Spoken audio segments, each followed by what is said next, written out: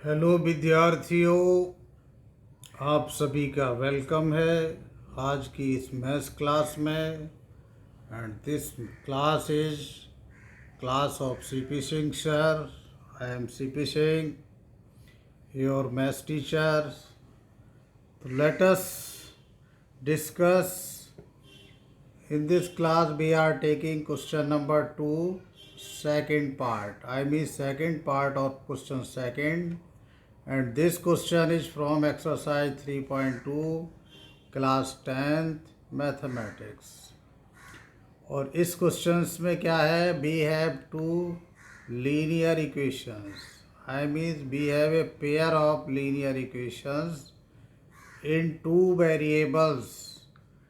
What are two variables? X and Y. और pair means जोड़ा है, एक ये हो गई एक ये हो गई। ओके, इस क्वेश्चंस में हमको बताना है कि ये दोनों जो लीनियर इक्वेशंस हैं इनके ग्राफ हैं। नो डाउट ये लीनियर इक्वेशंस हैं, तो इन दोनों के ही ग्राफ एक स्ट्रेट लाइन आएंगी।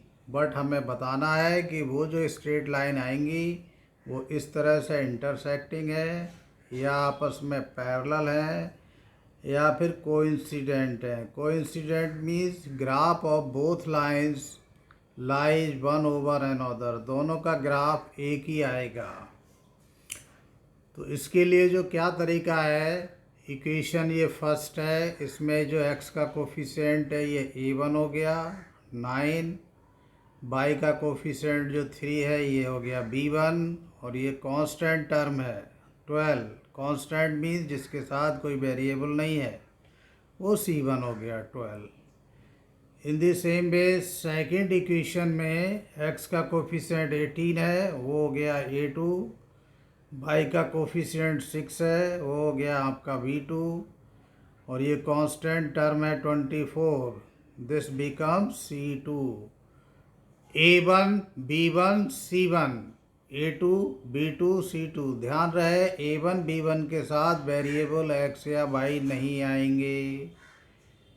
और हमें इस तरह से लिखना है, बाई चांस एग्जाम में कहीं इक्वेशन इस तरह से गिवन हो, पहले y और फिर x, तो हम पहले x को लिख लेंगे, फिर y को, फिर कांस्टेंट टर्म। इसी तरह से सेकंड में भी। उसके बाद क्या करना है, कोई मुश्किल क्वेश्चंस नहीं है, बहुत इंटरेस्टिंग है। सबसे पहले हम फर्स्ट ऑफ ऑल हम क्या फाइंड आउट करेंगे, a1 अपॉन a2 की वैल्यू। a1 की वैल्यू कितनी है, देखिए 9, और a2 की वैल्यू कितनी है 18। और ये आपस में कैंसिलेशन हो रहा है, 9 बन जा 9, 9 2 जा 18, तो हो गया ये 1/2। a1 की वैल्यू 9 कहाँ से आई, यहाँ से, और a2 की वैल्यू 18 कहाँ से आई, यहाँ से। 9 बन जा 9 और 9 2 जा 18, तो 1/2 आ गई। इसके बाद हमें b1 upon b2 find out करना है। b1 की वैल्यू ऊपर से आप देख रहे हैं 3 और b2 की वैल्यू 6। ये भी कैंसिलेशन होने के बाद 1/2 हो जाता है। It means b1 upon b2 की वैल्यू भी 1/2 आ गई, 1/2 आ गई। b1 अपॉन b2 की वैल्यू भी 1/2 मिल गई।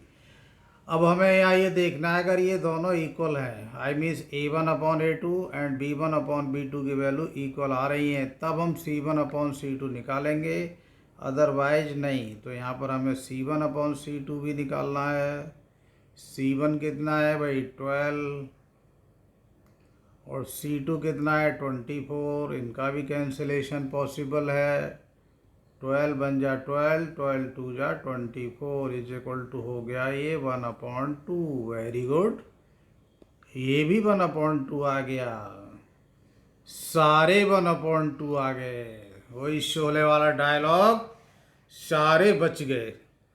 बचने का मतलब नहीं है यहाँ पर, सारे सारे मीन्स a1/a2, b1/b2, c1/c2, सारे 1/2 के इक्वल हैं। और सारे इक्वल हो जाए, अगर ऐसा हो तो बस क्या है, यहाँ पर इस तरह से लिख देंगे, that's why a1/a2 is equal to B1 upon B2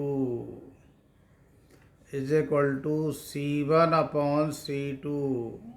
अगर ऐसा मिलता है तो जो हमारे पास पेयर ऑफ लीनियर इक्वेशंस है उनके जो सॉल्यूशंस होंगे वो इनफाइनाइट होंगे और वो कोइंसिडेंट लाइंस रिप्रेजेंट करेंगे। Therefore pair of linear equations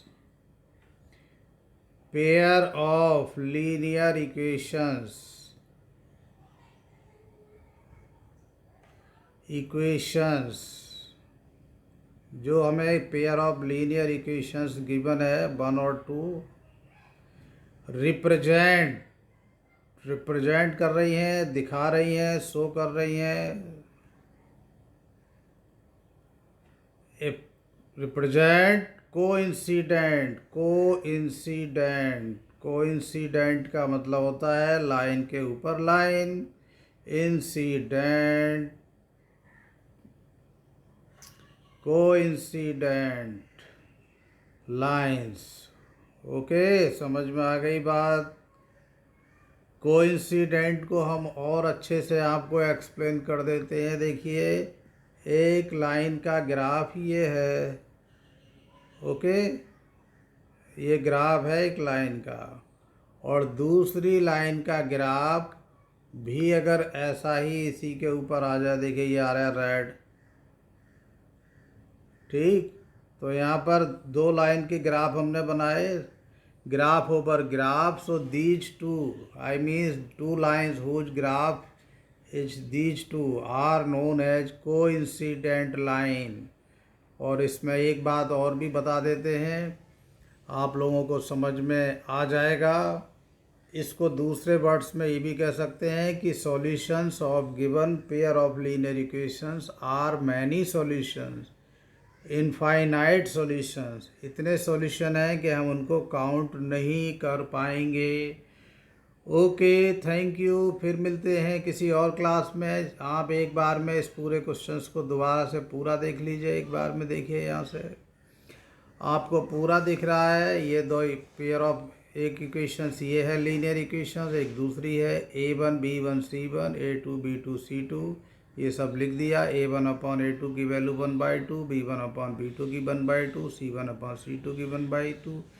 तीनों इक्वल आ गए तो ये इस तरह से लिख दिया। और ऐसा है तो pair of linear equations represent coincident lines. Coincident means इनका ग्राफ एक के ऊपर एक, आई मीन्स हम ये भी कह सकते हैं दोनों के ग्राफ सेम हो जाएंगे। Okay, thank you. फिर मिलते हैं किसी और क्वेश्चन के साथ।